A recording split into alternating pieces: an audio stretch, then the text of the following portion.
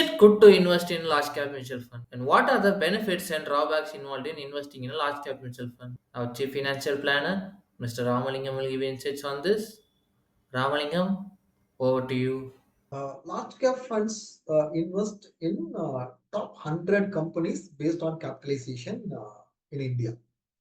So, top 100 companies are companies like SBI, HDFC, uh, L&T kind of companies. No? So, large companies. They are already grown up companies. Because they are grown up companies, they'll have more stability.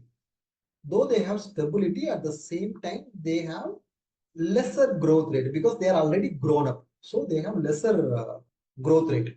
Investing in large cap funds alone is a conservative investment approach. For a beginner investor, large cap funds can be a good place to start.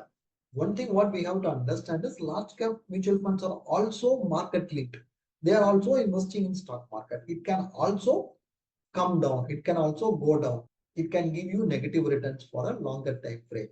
Large cap funds compared to mid cap and small cap, they may give you less volatility. They are more stable compared to mid cap and small cap. So large cap funds definitely can be part of the portfolio. For a beginner, he can start with large cap funds.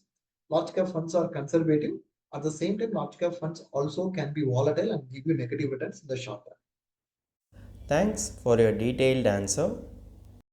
If you have any doubt regarding this or any other financial or investment decision, don't hesitate to book an appointment with our financial expert. The link to the appointment is given in the description below. And also, would you like to know more about finance and investment? Then we would recommend you to attend our live webinar. The link to the webinar is also given in the description below.